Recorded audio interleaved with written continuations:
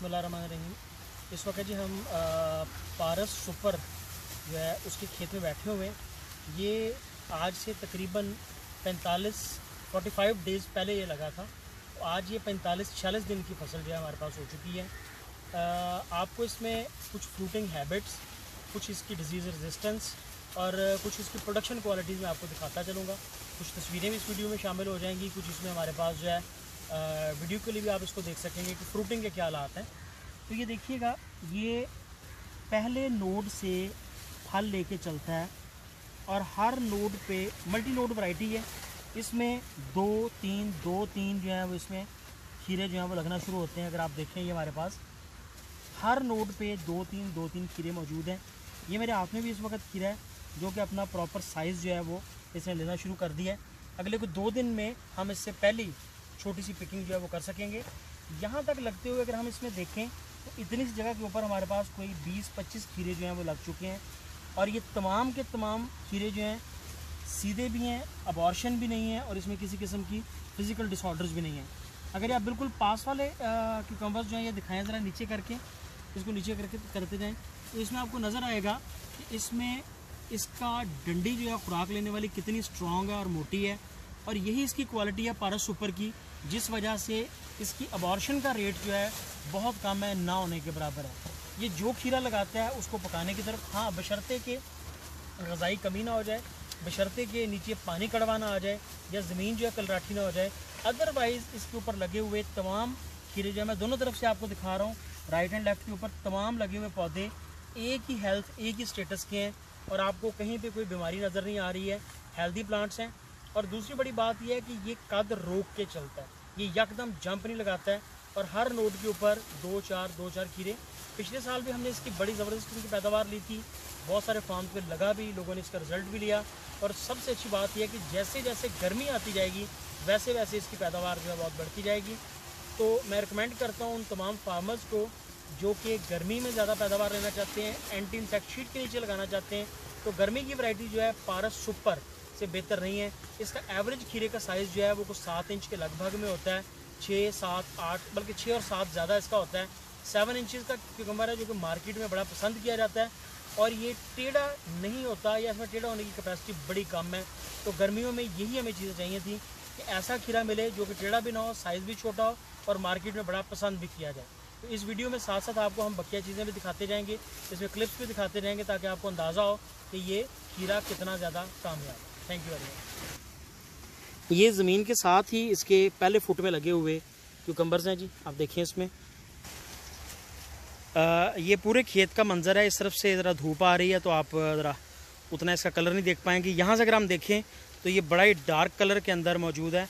ये high bamboo tunnel के अंदर लगा हुआ है। सस्ता पड़ता है बांस का टनल ज़मींदार को लगाना। और इस वक्त आप देख सकते हैं कि ये तकरीबन कोई 3 फुट से कुछ हाइट के लगभग में इसकी हाइट मौजूद है। और इसमें लगे हुए खीरे जो हैं वो आपको जगह जगह पे उसी साइज़ के अंदर जो है वो नज़र आ रहे हैं। होमोजीनियस है, एक जैसा है। यहाँ पे इसने अभी अच्छा साइज़ लेना शुरू कर दिया है। काफ़ी थिक और 7 इंचज़ की लेंथ तक ये खीरा मौजूद है। खीरा बहुत जल्दी तैयार करता है और हर 2 दिन तक इसकी प्रोडक्शन आने की कैपेसिटी है। हर दूसरे दिन हम आप इसकी पिकिंग कर सकते हैं, बल्कि अगर आप डेली भी करना चाहें तो कर सकते हैं, लेकिन ज़्यादा बेहतर है कि आप इसको हर 2 दिन के बाद इसकी पिकिंग करें। ये क्लस्टर्स से भरा पड़ा है, तो इसके ऊपर फल और फूल की तादाद आप देख सकते हैं कितनी बड़ी तादाद में है। और तमाम का तमाम खीरा लग रहा है, पल रहा है, जवान हो रहा है। और इसमें ऐसा नहीं है कि अबॉर्शन हो रही है, सारे के सारे जो फल हैं वो तैयार होते जा रहे हैं। सिर्फ अच्छी खुराक देते जाएं, खुराक देने के साथ पौधा जो कभी भी अबॉर्ट नहीं करता अपने खीरे को। तकरीबन हर नोड के ऊपर 2 से 3 खीरे जो है वो लगते जा रहे हैं। और एक पे नहीं है, तमाम के तमाम दाएं बाएं जितने भी पौधे लगे हुए हैं सबके ऊपर इसी तरीके से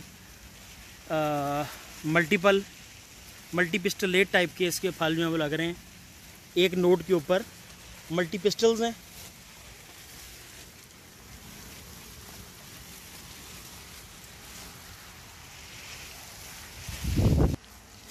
یہ بھی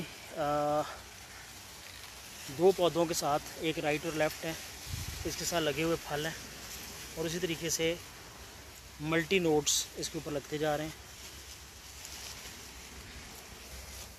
ہاں یہ دیکھیے گا جی، اس میں بھی اسی طریقے سے لگے ہوئے کھیرے، جو کہ اس وقت یہ 45 دن کی 46 دن کی فصل ہے، جس میں پھل جو ہے وہ لگتا جا رہا ہے۔ اور یہ اس کے فروٹنگ پیٹرن ہے، اس طریقے سے یہ پیٹرن بناتا ہوا یہ اوپر کی طرف چلتا جائے گا۔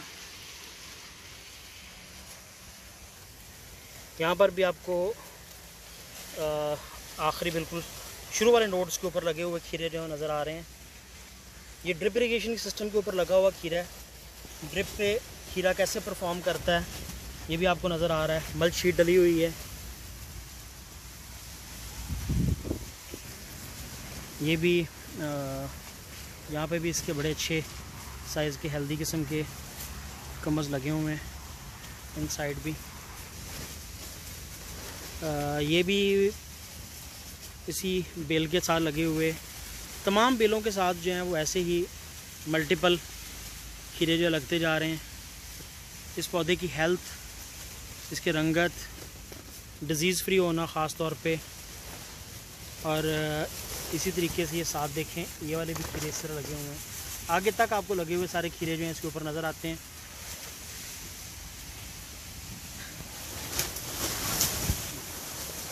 آج ہوا بہت ہے، اس وجہ سے کچھ شور بھی کافی ہو رہا ہے، آندھی کی سی کیفیت ہے۔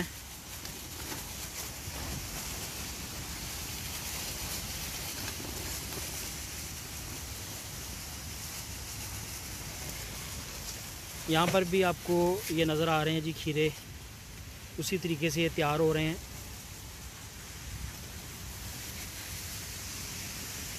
اور کلسٹرز کی صورت میں دور تک آپ کو اسی طریقے سے پھول اور پھل بھرے ہوئے اس کے اوپر جو ہے وہ لگے ہوئے نظر آ رہے ہیں۔ نمبر آف فروٹس بہت زیادہ ہیں اس کے اوپر، اور پروڈکشن بھی اسی طریقے سے اس کی بڑی ریپڈلی جو ہے نا یہ اپنے آپ کو تیار کرتا ہے پھل کو۔ آگے جیسے جیسے گرمی آئے گی اس کی پروڈکشن کی کوالٹی اور کوانٹٹی دونوں بڑھتی جائیں گی۔ اور یہ بھی اس کے بالکل آغاز میں شروع سے جو لگنے والے کیوکمبرز ہیں وہ آپ کو نظر آ رہے ہیں،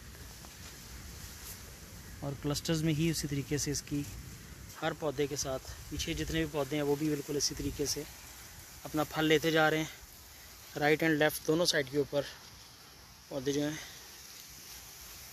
اور ریزسٹنس اتنی زیادہ ہے کہ آج اس کو سپرے کیے ہوئے کئی دن ہو چکے ہیں اینٹی فنگل کا، پتے بڑے فریش ہیلدی نظر آ رہے ہیں۔ اس کے اوپر کسی قسم کا آپ کو سپرے سٹریس بھی نظر نہیں آ رہا ہوگا۔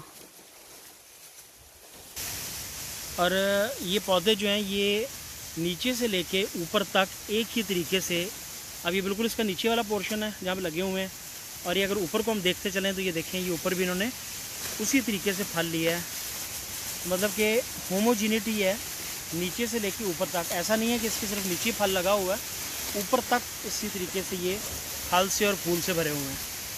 یہ اس کا ٹاپ پورشن ہے، اگر ہم ادھر آئیں تو یہ بھی ٹاپ پورشن کے اوپر اسی طریقے سے نیچے سے لے کے اوپر تک پھول ہی پھول اور پھل ہی پھل آپ کو نظر آئیں گے۔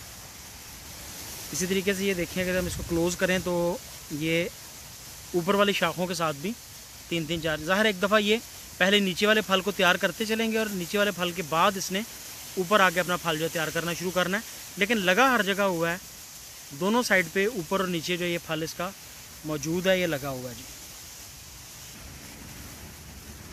یہ کھیرے کا تقریباً ایکچوئل سائز آپ کو نظر آ رہا ہے، تقریباً کو 7 انچ کا لمبا یہ کیوکمبر ہے، اور اچھا مطلب ہیوی سائز میں تیار ہو رہا ہے۔ اور وہی بات کہ تمام پھول اسی طریقے سے لگتے جا رہے ہیں۔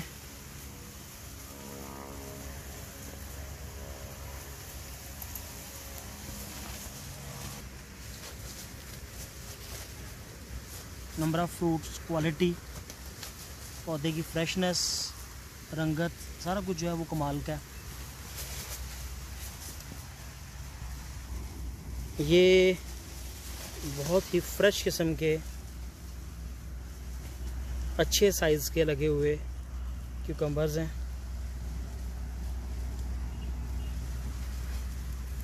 جو یہاں سے لے کے آپ کو بڑی دور تک، اگر نیچے سے آپ دیکھیں تو یہ دور تک لگے ہوئے ایسے ہی آپ کو نظر آ رہے ہیں. کیونکہ شروع میں پودے نے سب سے پہلے نیچے والا پھل سائز میں تیار کرنا ہے، اور پھر اس کے بعد اس نے جب اس کی پکنگ لے لینی ہے تو پھر اس نے اوپر کی طرف جو ہے نا اپنا پھل تیار کرتے جانا ہے.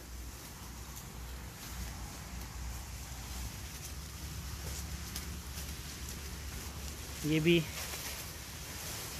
پارس سپر ہے، اور ہر کلسٹر کے اوپر 2-3 کھیرے اس کے اوپر لگے ہوئے موجود ہیں. اور اسی میں ہم چلتے ہوئے یہاں پہ دیکھتے ہیں